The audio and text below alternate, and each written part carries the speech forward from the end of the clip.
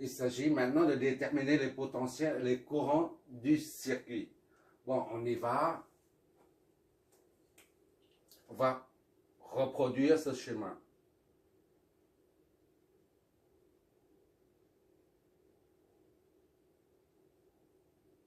Voilà.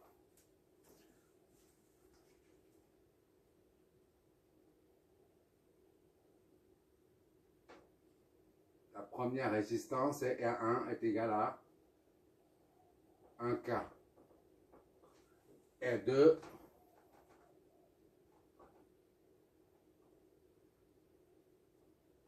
est égal à 4K.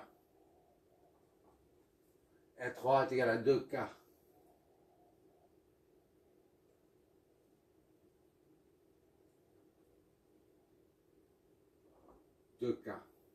Et les deux sources de tension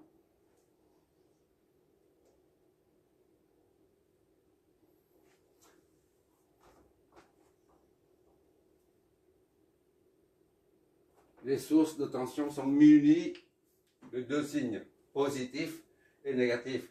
Ça, c'est le deuxième exercice. Je vais doucement, je détaille tout et je répète tout. À partir du troisième exercice, j'irai beaucoup plus vite. Plus et moins. VA est égal à la source de tension indépendante. VA est égal à 9 volts. D'accord? Et la source de ce côté est de même nature, mais de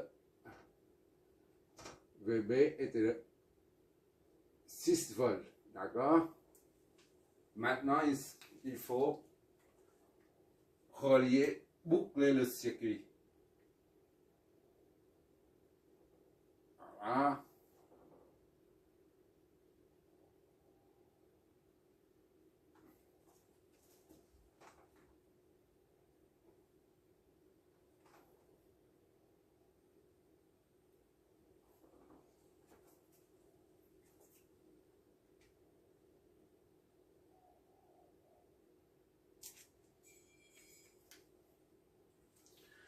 Hop là. Il faut boucler le circuit. Voilà.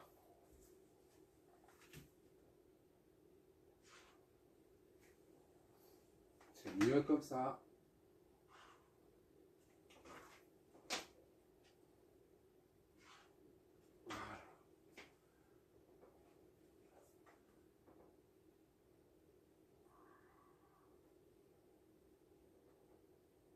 Voilà. On vient de reproduire le schéma électrique d'en haut là, ici. Pour analyser ce circuit, on passe par 3 étapes. La première étape, c'est de préparer le circuit à l'analyse. Donc, on va faire la préparation. Premièrement, on va noter les points des nœuds et des points de connexion. Soit ici A, on va nommer A, B, C. Il faut que ça devienne une habitude. O, puisque ici c'est le même point, ça relie ensemble, on met O ici aussi. De même que là, O. D'accord?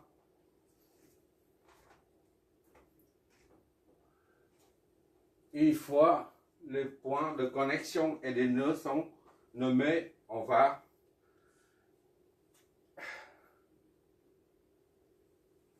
marquer les potentiels des nœuds.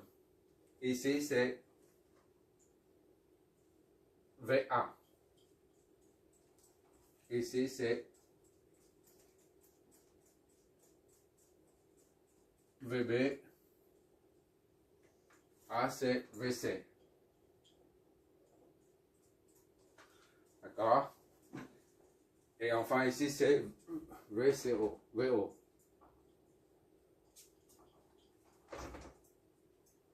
VO. Ici, c'est VO également. Voilà. Ce sont les noms des potentiels du circuit. Voilà. Et maintenant, on va supposer, il s'agit maintenant de flécher le courant dans le circuit. Et pour ça, c'est-à-dire flécher le courant dans le circuit, c'est-à-dire donner un sens des courants. Pour l'instant, on ne connaît pas le sens des courants. Mais on fait une supposition. On suppose qu'un courant qui sort du pôle plus de la source VA et qui va vers le haut. Ce n'est qu'une supposition. D'accord? I1. On peut très bien supposer qu'il y a un courant qui entre dans le pôle plus. Hein. Bon, maintenant, on fait la même chose pour cette source. On dit, voilà, il y a un autre courant I2 qui sort de là.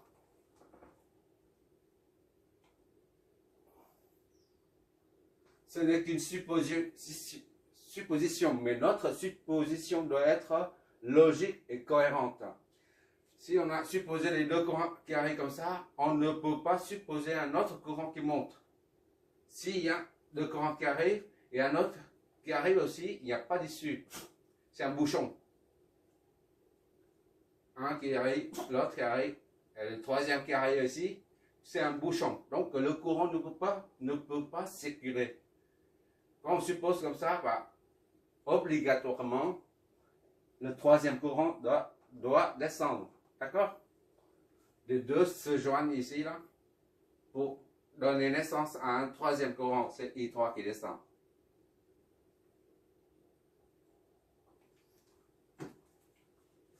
Bien qu'il s'agisse d'une supposition, mais la supposition doit être logique. D'accord? Bon, ça c'est les courants. 1, 2, 3. On a fléché le sens du courant. À présent, on va flécher les différences de potentiel. Quand on parle, on peut dire la tension au lieu de dire la différence de potentiel aux bornes d'un élément. Donc, on va flécher les tensions aux bornes de chaque élément. Comme il s'agit là d'une source de tension. La flèche de courant et la flèche de tension doivent s'orienter dans le même sens. Et par conséquent,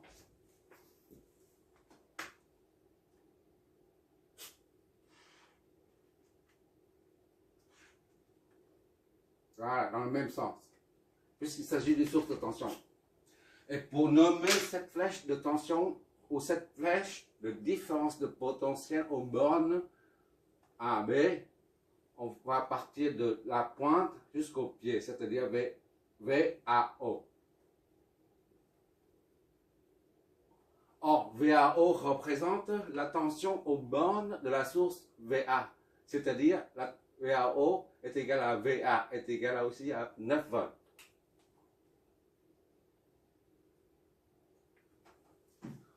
On fait la même chose pour ce côté. Ça, c'est une source de tension, d'accord?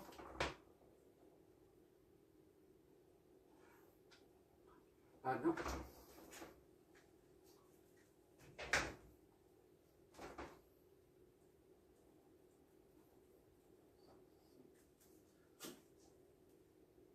Ça, c'est une source de tension. Donc, la flèche de tension et la flèche de courant doivent s'orienter dans le même sens.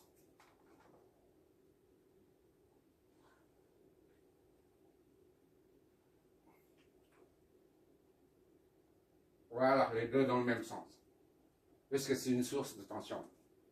Et pour nommer cette flèche de tension, on va partir de la pointe de la flèche jusqu'au pied. CO, VCO. On va nommer ça VCO.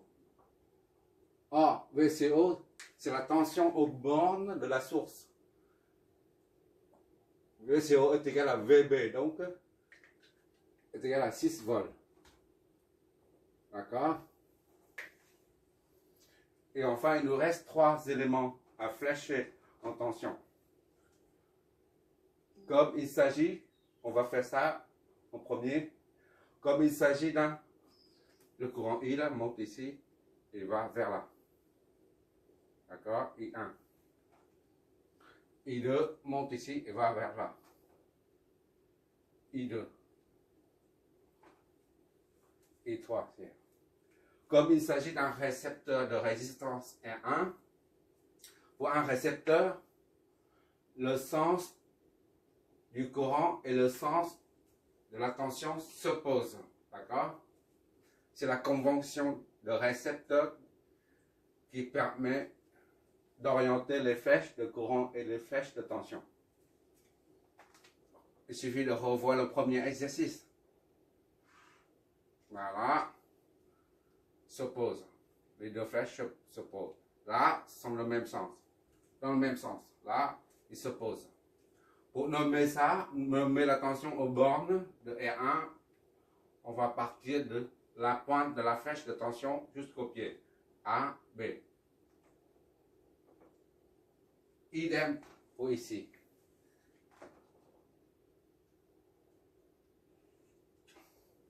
Voilà. Les deux flèches, la flèche de courant et la flèche de tension s'opposent. Et pour nommer cette flèche de tension, on part de la pointe de la flèche jusqu'au pied. Ça, c'est B. Et enfin, le dernier récepteur, c'est le même principe qui s'applique. Voilà. Un récepteur, d'après la convention de récepteur, le sens du courant et le sens de la tension s'opposent. Et pour nommer cette tension, on part de la pointe de la flèche jusqu'au pied, soit V, B, O. Il y a cette tension et cette tension, ces deux-là sont connus, 6 volts et 9 volts. Par contre, ces tensions VAB, VCB et VBO sont inconnues. D'accord?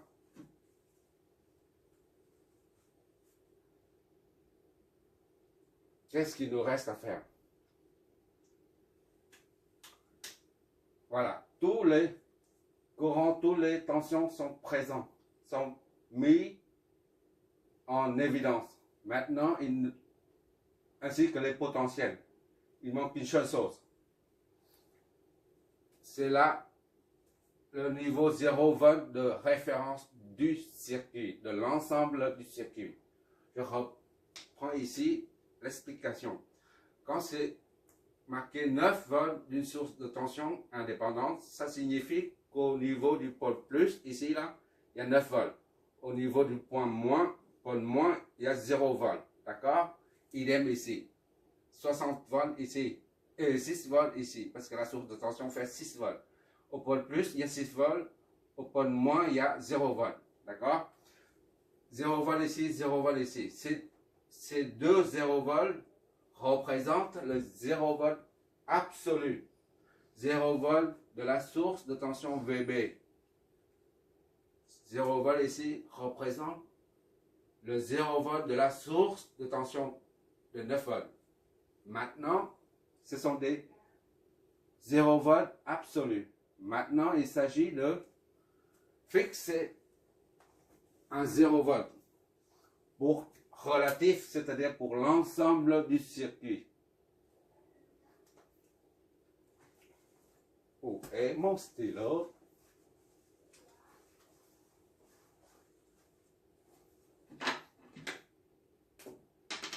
On va fixer le 0. On va ici. D'accord? On va fixer ça. Au point O, on a le potentiel VO qui est égal à 0 volt. D'accord? Ce 0 volt permet de mener tous les calculs. D'accord? C'est-à-dire tous les calculs qu'on va effectuer, qu'ils soient des tensions ou des courants, on va les calculer tous par rapport à ce point de référence 0 volt. C'est un 0 volt relatif. D'accord? On peut très bien mettre ce 0 volt ici, ou là, peu importe. Mais on prend le plus bas. puisque c'est 0, donc on met le plus bas. Dans le cas où on a un système matriciel qu'on n'arrive pas à résoudre, c'est-à-dire une matrice non inversible, on peut modifier, déplacer ce 0 volt ailleurs. On met ici, on va mettre, disons, on déplace ça ici. Et on refait les calculs. Et on obtiendra normalement, dans 99% des cas, une matrice inversible. On verra ça plus tard. Pour l'instant, on prend le 0 volt de référence au potentiel VO. Là. Bon, tout est prêt. Maintenant, c'est la première étape est terminée. La préparation du circuit à l'analyse est terminée. Voilà, tout est là. Tout est prêt maintenant. Maintenant, on va appliquer la loi d'Ohm. Deuxième étape consiste à poser les équations électriques. La loi d'Ohm nous dit que V est égal à RI. Le potentiel aux bornes d'un récepteur est égal à la résistance multipliée par le courant qui la traverse. On y va. Prenons ça. VAB est égal à la résistance R, ici, ça correspond à R1. Fois I correspond à I1. Or, VAB, la différence de potentiel aux bornes de AB est égale au potentiel au point A moins le potentiel au point B. Soit VAB est égal à VA moins VB. D'accord? R1 fois I1. D'accord?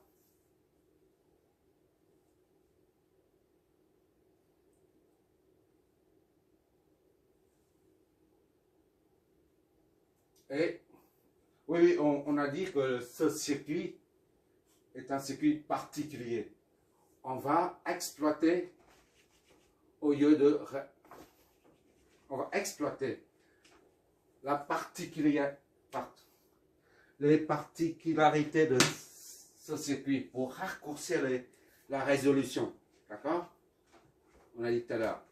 C'est quoi la particularité de ce circuit? On voit ici le 0 volt de la source de tension, là, ici, là, comme ici. Est confondu avec le 0 volt de référence qu'on a fixé arbitrairement à 0 volt. D'accord? On va exploiter cette particularité. Bon, comment on fait pour exploiter ça? Au lieu d'utiliser directement ça, d'accord? On va faire VAO, là, la tension VAO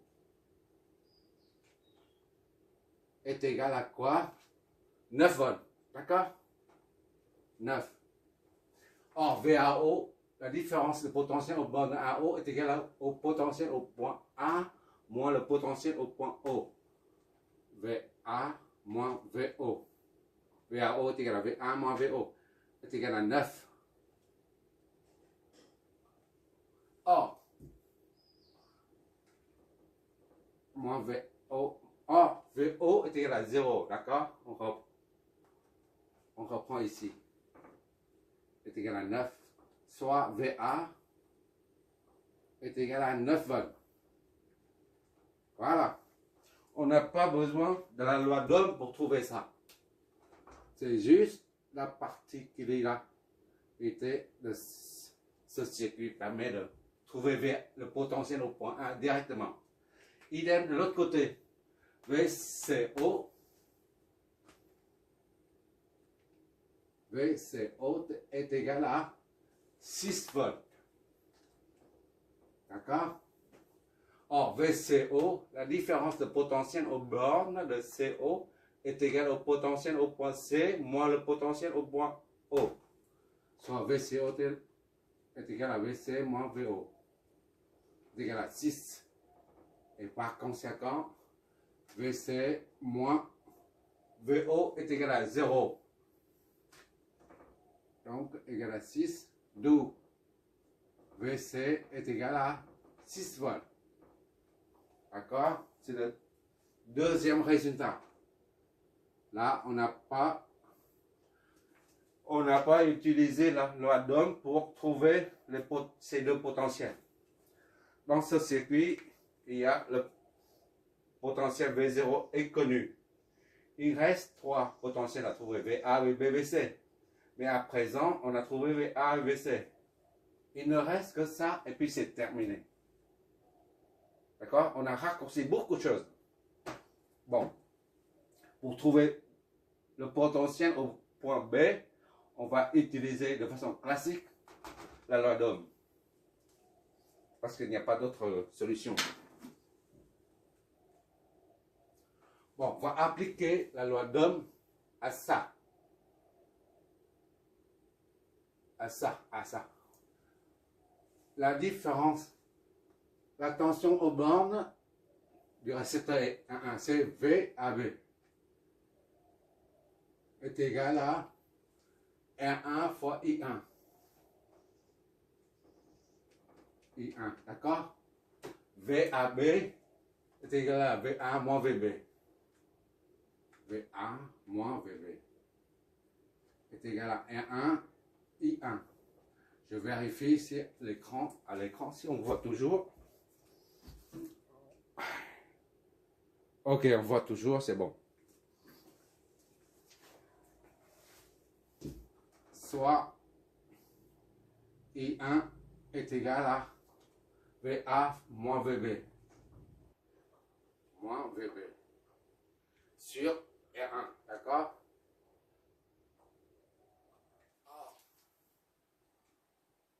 VA est égal à combien?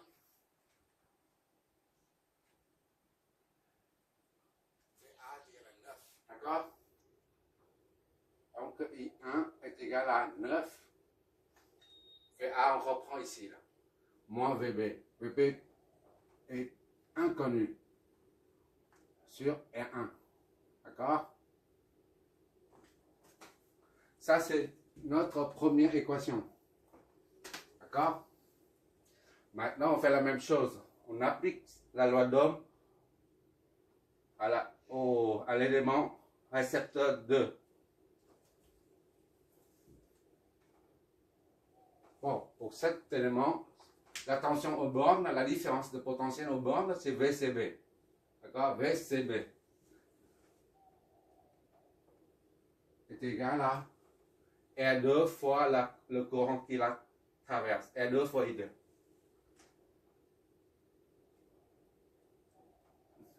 Or, VCB, CB est égal à V, le potentiel au point C moins le potentiel au point B. VCB est égal à VC moins VB est égal à R2 fois I2. D'où I2 est égal à VC moins VB. D'accord? Sur R2.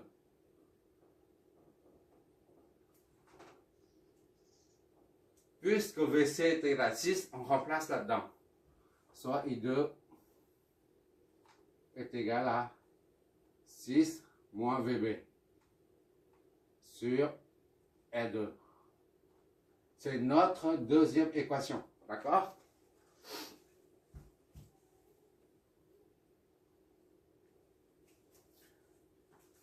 Je vois toujours, j'espère.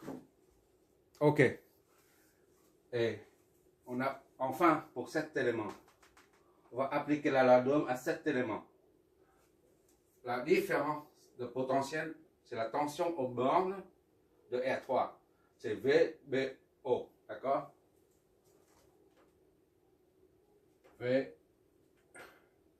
VBO est égal à la résistance R3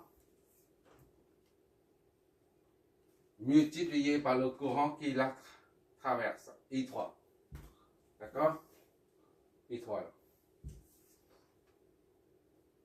Or, la tension VBO, c'est-à-dire la différence de potentiel aux bornes de R3, est égal à VB, là, est égal au potentiel au point B, moins le potentiel au point O. D'accord? VBO est égal à VB moins VO. C'est égal à R3 fois I3, c'est pas I2, I3. Voilà. D'où, j'espère que... Ok. De là, on en déduit I3 est égal à VB moins VO sur R3.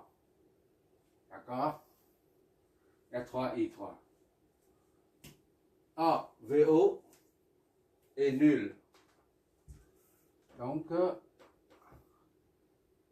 I3 est égal à VB sur R3.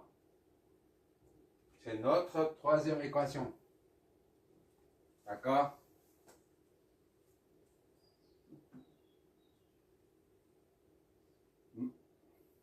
À présent, notre objectif, c'est de trouver les potentiels VA, VB, VC et en déduire les courants. D'accord? Maintenant, on va appliquer la loi des nœuds. Un mot savant, là. Loi des nœuds. C'est-à-dire I1, I2 plus I2 est égal à I3.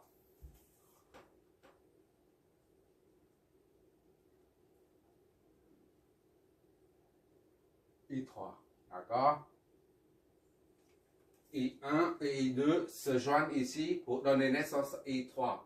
Cela signifie que I3 représente la somme des deux. D'accord? Bon, on va remplacer I1, I2 et I3. I1, ça vient d'ici, là. C'est pour ça que j'ai numéroté. I1, c'est 9 moins VB. I1, c'est 9 moins VB sur R1. 9 moins VB sur R1. D'accord? Et I2, c'est 6 moins VB sur R2. Plus 6 moins VB sur R2. D'accord? 6 moins VB sur R2. Et enfin, I3, c'est, on remet le signe égal, I3, c'est VB sur R3. R3, voilà.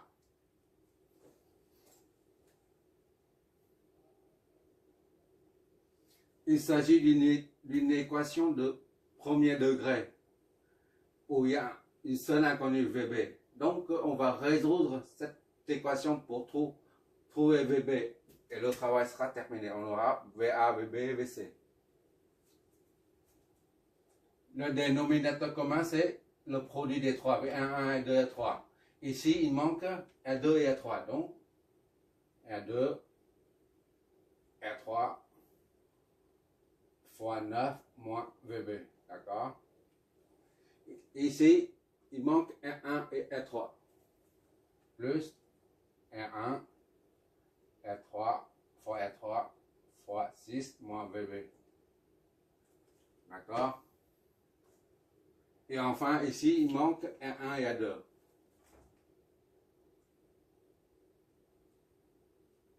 Fois VB. Voilà. On développe tout ça. Ça fait 9.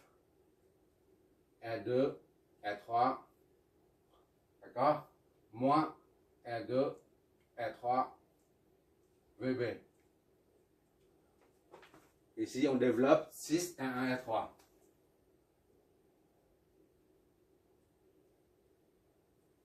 Moins R1, R3, VB. Et VB. D'accord? Et enfin, ici, c'est R1, R2, VB. On met tout VB, tous les VB d'un côté. R1 et 2 VB. VB. On passe ça de l'autre côté. Et 1 et 3 VB, ça fait plus. D'accord? On passe de l'autre côté. Là, c'est pareil, on passe de l'autre côté. 1, 2, et 3 VB. Est égal à 9, et 2, et 3.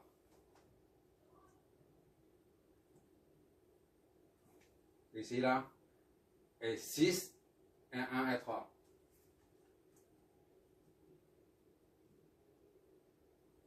Voilà.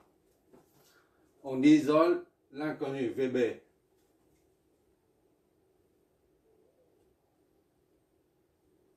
Il reste un 1 et 2.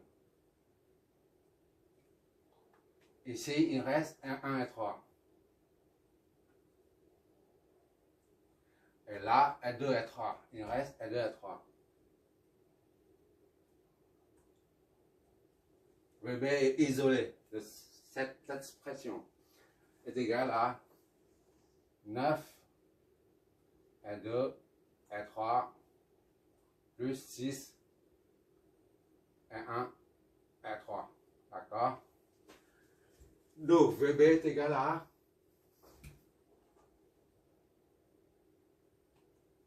9 et 2 et 3 plus 6 et 1 et 3. Plus 6 et 1 et 3. Tout ça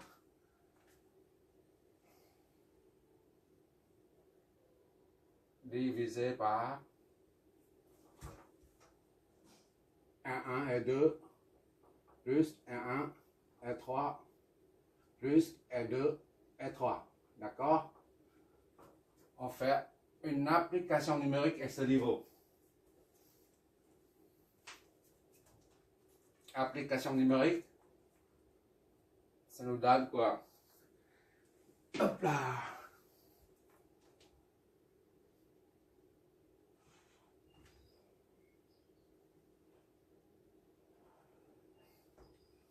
Neuf fois R2 c'est combien?